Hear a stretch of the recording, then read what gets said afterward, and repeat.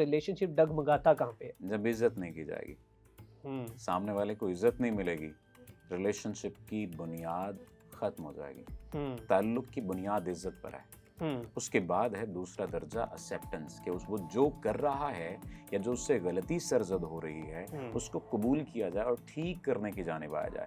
और एक्सेप्टेंस में ही एक चीज़ ये है कि मैंने ये ताल्लुक हर सूरत चलाना है।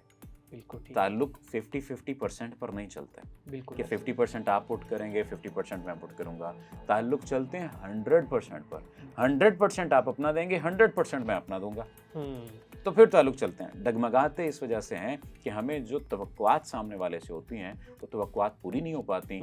वहाँ से जब तवक्को पूरी नहीं होगी तो हमारी या सामने वाले की हमारी नज़र में या हमारी सामने वाले की नज़र में इज्जत नहीं रहेगी। हम इज्जत करना छोड़ देंगे या डोमिनेटिंग होने लग जाएंगे या अब्यूजिव होने लग जाएंगे। जब ये सारी चीज़ें इज्जत के ना होने की निशानी है, डोमिनेटिंग होना, अब्यूजिव होना, नार्सिज्म को क्रिएट करना या गालम गलोच, किसी भी तरह की बात, किसी भी तरह की नेगेटिव बात जब आने लग जाएगी तो इज्जत निकल जाएगी। जब इज्जत का जनाजा निकलेगा तो जनाब आली मोहब्बत फिर कहाँ पर स्टैंड करेगी? एक्सेप्टेंस फिर नहीं रह जाएगी। जब एक्सेप्टेंस नहीं रह जाएगी आप किसी को सामने वाले को देखना नहीं चाहेंगे। वही जो महबूब था अब वही दुश्मन लगने लग जाएगा, उसी से नफरत होने लग जाएगी, या नफरत ना भी हो आप साथ नहीं रह सकेंगे। बाज़ दफ़ा हम लोगों से जिनसे मोहब्बत करते हैं उनसे नफरत नहीं कर पाते, लेकिन उनके साथ रह भी नहीं सकते उनकी आदत की वजह से। बिल्कुल तेरी शर्तों पे ही करना है अगर तुझको कबूल, ये सहूलत तो मुझे सारा जहां देता है। क्या बात है। अब शर्तें चुनके लग जाती हैं कि ये होगा तो ये होगा, यहाँ पर फिर ताल्लुक डगमगाने लग जाते हैं।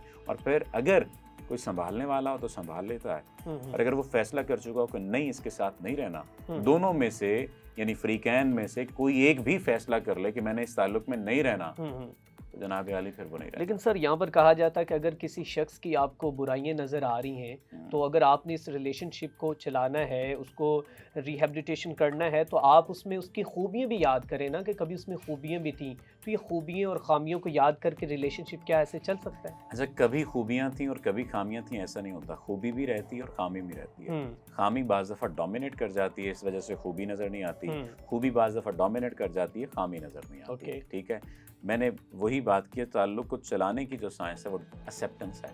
आप सामने वाले को एक्सेप्ट करते हैं कि अच्छा ये अगर कुछ ऐसा कर रहा है तो उसके पीछे जानना है, उसकी रीज़न को जानना है कि ये क्यों कर रहा है। अगर तो वो फैसला ही कर चुका है या कर चुकी है कि उसने छोड़ना है, फिर तो आप चाहे उल्टा लटक जाएं, उसने आपको छोड़ना है। बिल्कुल ठीक है। फिर आप सोने के बन जाएं, आप हीरे जवाहरात जड़ा लें अपने ऊपर, जो कुछ मर्जी कर लें, उसे आप चाहे फिजिकली अवेलेबल हों, फाइनेंशियली अवेलेबल हों, सोशली अवेलेबल हों, कुछ भी कर लें, उसने आपके साथ नहीं रहना।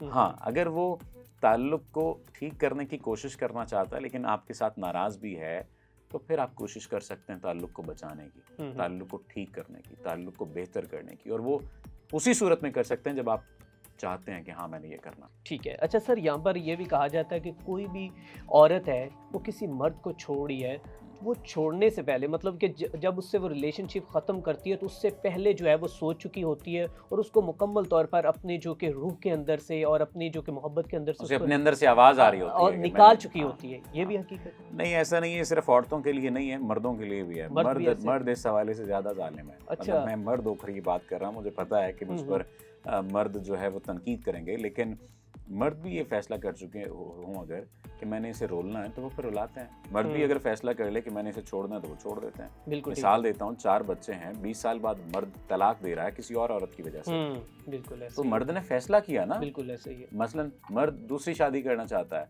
पहली औरत के हुकूक पूरे नहीं कर पा रहा, या पहली औरत के समहाउ हुकूक पूरे भी कर रहा है और फिर भी दूसरी शादी करने का उसने फैसला कर लिया, तो फैसला कर लिया ना उसने। उसने 3 बच्चों को नहीं देखा, उसने 2 बच्चों को नहीं देखा, उसने 4 बच्चों को नहीं देखा, उसने माँ को नहीं देखा, उसने बीवी को नहीं देखा, उसने किसी और को नहीं देखा, बिल्कुल तो फैसला कर लिया। फैसला करने के बाद उसने उस पर अमल कर लिया। इसी तरह से ये सिर्फ औरत और मर्द पर नहीं है मुनहसर, यानी अगर हम बात करें कि औरत पर मुनहसर है कि औरत फैसला कर लेती तो फिर वो छोड़ चुकी होती है, मर्द के अंदर ये ऑप्शन मौजूद होती है कि वापस आ जाता है।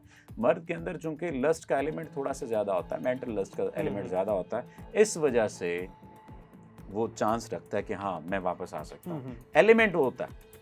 अगर बात करें मोहब्बत की, तो मोहब्बत तो किसी सूरत पर ख़त्म नहीं होती ना। ताल्लुक का मुनक़ता होना इस वजह से उसकी रीज़न बनती है कि दोनों एक दूसरे के लिए मोहब्बत का तो शायद फीलिंग्स रखते हो, बिल्कुल। लेकिन एक्सेप्टेंस की फीलिंग नहीं रखते, बिल्कुल। उनको इनकी खामियों के साथ कबूल नहीं करते। जब खामियों के साथ कबूल नहीं करेंगे तो फिर ताल्लुक चलेगा नहीं। तो बिल्कुल ये ऐसा। बात जो आपने फरमाई कि औरत चूंकि जब जाना चाह रही होती है तो उसे ना रोको क्योंकि वो पहले फैसला कर बिल्कुल चुकी यही, होती है। हाँ। असल जुमला ये था कि बिल्कुल। जब वो जाना चाहे तो उसे जाने दो क्योंकि वो बहुत पहले फैसला कर रही होती है।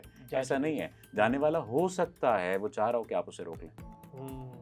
वैसे तो ठीक। ये है कि जाने वालों को ना रोको कि भरम रह जाए, तुम पुकारो भी तो कब उसको ठहर जाना है, लेकिन ऐन मुमकिन है कि आप पुकारें तो वो ठहर जाए।